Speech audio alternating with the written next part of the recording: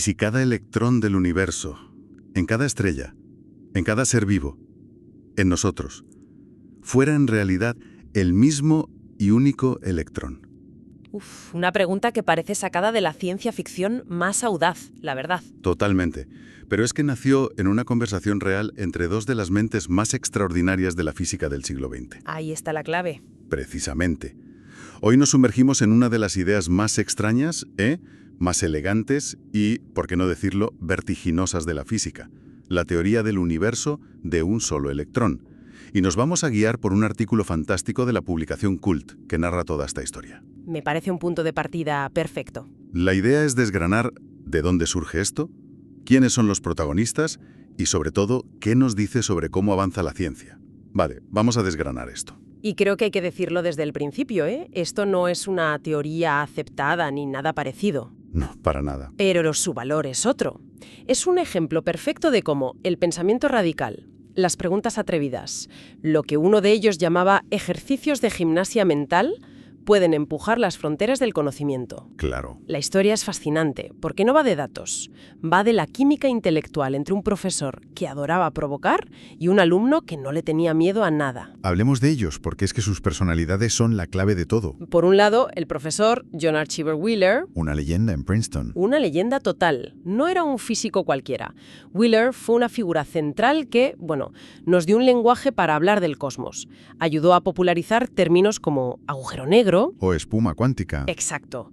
Por cierto, y ya por curiosidad, ¿qué es exactamente la espuma cuántica? Pues, a ver, en pocas palabras, es la idea de que si pudieras mirar el tejido del espacio-tiempo a una escala increíblemente pequeña. Más pequeña que un átomo. Muchísimo más pequeña. No sería liso y tranquilo. Sería un caos burbujeante, una espuma de partículas virtuales y agujeros de gusano que aparecen y desaparecen en nada, en una fracción de segundo. O sea, otra de las ideas maravillosamente locas de Wheeler, como le gustaba llamarlas. Totalmente. Era un maestro en plantear estas visiones que te obligaban a cuestionarlo todo. Un provocador. Un provocador intelectual, sí. Y frente a él, el alumno brillante, Richard Feynman. Un genio absoluto, pero... Pero no el típico genio. Para nada.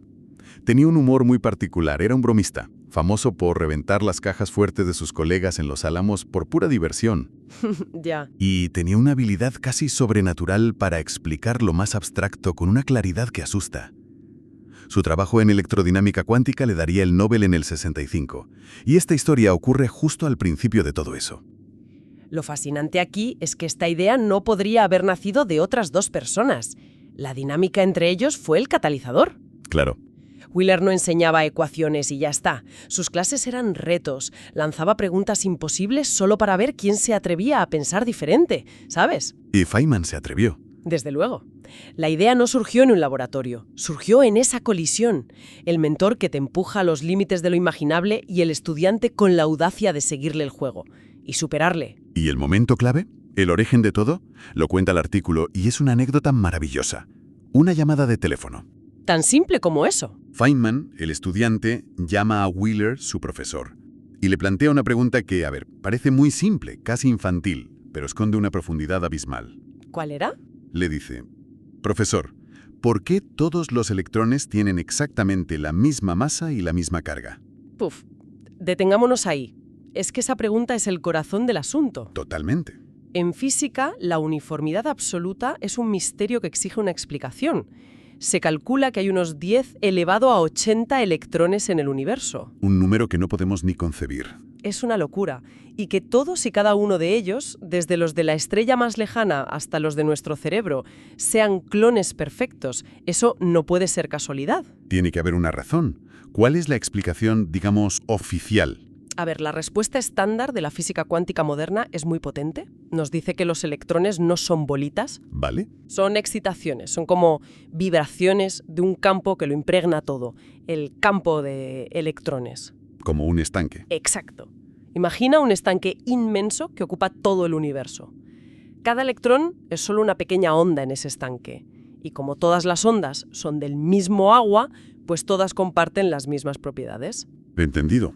Todos beben de la misma fuente, por así decirlo. Pero ¿Feynman no iba por ahí? Para nada. Tenía una idea mucho más radical. y, en cierto modo, mucho más extraña. Y aquí es donde la cosa se pone realmente interesante. Vale. Wheeler, al otro lado del teléfono, esperaba una discusión sobre campos cuánticos, claro. Pero Feynman le suelta su solución. ¿Sabe por qué son todos idénticos? Porque todos son el mismo electrón. El silencio al otro lado de la línea debió de ser... Épico. ¿Cómo es posible algo así? ¿Cómo puede un único electrón estar en billones de sitios a la vez? Esa es la pregunta. Pues la clave, la puerta que abre esta posibilidad tan descabellada, es el tiempo. La idea de Feynman se apoya en un concepto que se llama líneas del mundo. Vale. Es una forma de visualizar la trayectoria de una partícula, pero no solo en el espacio, sino a través del espacio-tiempo. Es como su historia completa, ¿sabes? Vale. De principio a fin. Como la estela que deja un avión, pero en 4 dimensiones. Justo. Un electrón normal, como los de nuestros átomos, tiene una línea del mundo que avanza en el tiempo, hacia el futuro. Hasta aquí todo normal. Vale. Ahora viene la genialidad de Feynman. Se preguntó, ¿qué pasaría si esa línea del mundo en un momento dado se doblara y empezara a viajar hacia atrás en el tiempo? Uf. Se dio cuenta de que, desde nuestra perspectiva, un electrón que viaja al pasado sería matemáticamente indistinguible de su antipartícula. O sea, un positrón con la misma masa pero carga opuesta. Exactamente. Un momento, entonces, según esta idea, ¿un positrón es literalmente un electrón viajando al pasado? Según esta teoría, sí. Y eso nos lleva a la gran imagen, al nudo de la cuestión. Feynman le propuso a Wheeler que imaginara el universo entero como la trayectoria de una única línea de mundo. La de un solo electrón. La de un solo electrón, que se enreda y se cruza consigo misma como un nudo gigantesco y enmarañado a lo largo del tiempo. ¡Qué locura! Cada vez que esa línea avanza hacia adelante en el tiempo, nosotros, en ese corte que llamamos presente, observamos un electrón. Y cada vez que se dobla y viaja hacia atrás. En ese mismo instante vemos un positrón. Es alucinante. La analogía que se me ocurre es como un único hilo que atraviesa una tela muchísimas veces. Si solo miras la superficie, ves miles de puntos y crees que son hilos distintos. Es la analogía perfecta. Pero en realidad, es solo uno que entra y sale. Los electrones serían los puntos donde el hilo sale hacia arriba, al futuro, y los positrones donde entra hacia abajo, al pasado. De un plumazo, esta idea explicaba por qué todos los electrones son idénticos, porque son el mismo, y daba una razón de ser a la antimateria. Vale, entiendo la analogía del hilo, pero esto me rompe la cabeza. Si el electrón vuelve al pasado, ¿no podría crear paradojas?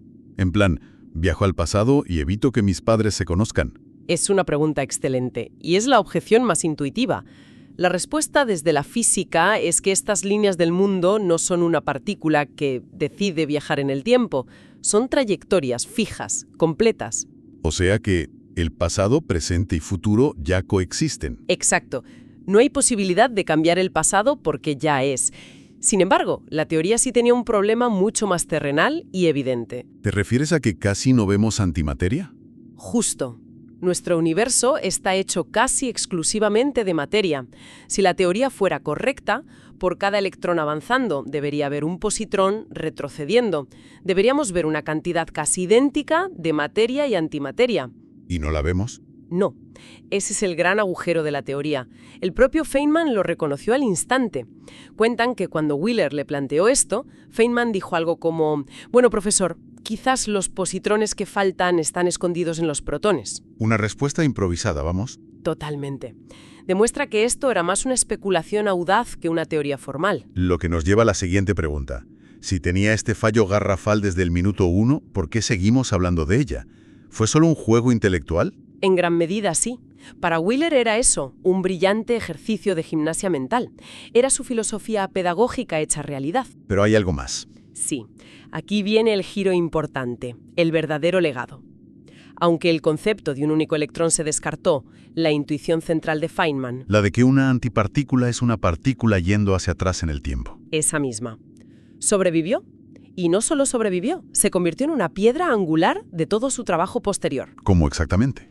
¿Cómo algo fallido se convierte en algo útil? Se convirtió en la base de los famosos diagramas de Feynman, esas ilustraciones que usan los físicos de todo el mundo para calcular interacciones entre partículas. La herramienta fundamental de su trabajo del Nobel. La herramienta fundamental.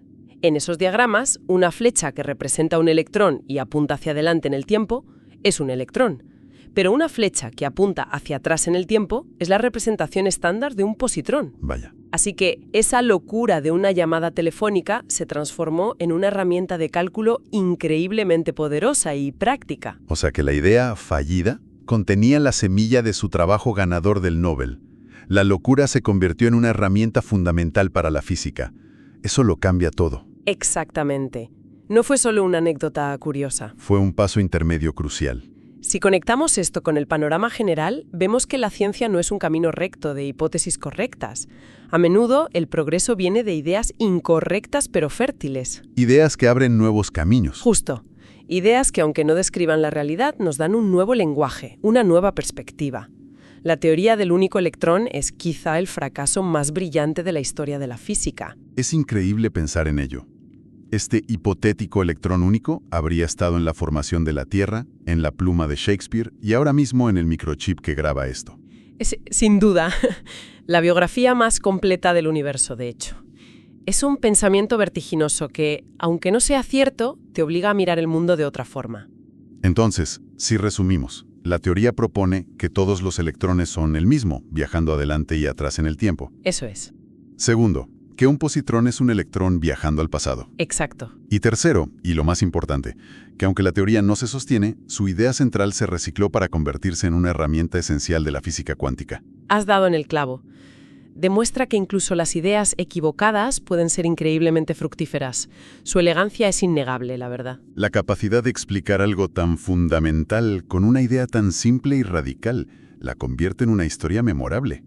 Demuestra que a veces la explicación más bella no es la correcta, pero el mero hecho de concebirla puede abrir nuevos caminos. Ha sido un viaje fascinante. Hemos pasado de una simple pregunta en una llamada a una visión del universo que parece ciencia ficción. Y todo anclado en la química entre dos físicos extraordinarios. Es una prueba de que los grandes saltos no siempre vienen de un laboratorio. A veces vienen de una simple pregunta audaz. Y esto plantea una pregunta importante para reflexionar. A ver. El artículo deja muy claro cómo Wheeler animaba a sus estudiantes a ser audaces, ¿no? Pues si una idea tan alucinante que replantea la estructura de la materia y el tiempo nació de un simple desafío intelectual entre profesor y alumno, ¿qué otras ideas revolucionarias podrían estar escondidas ahora mismo? No en datos complejos, sino en la siguiente pregunta atrevida. Exacto. En la siguiente pregunta, que alguien se atreva a formular en una pizarra o en una conversación.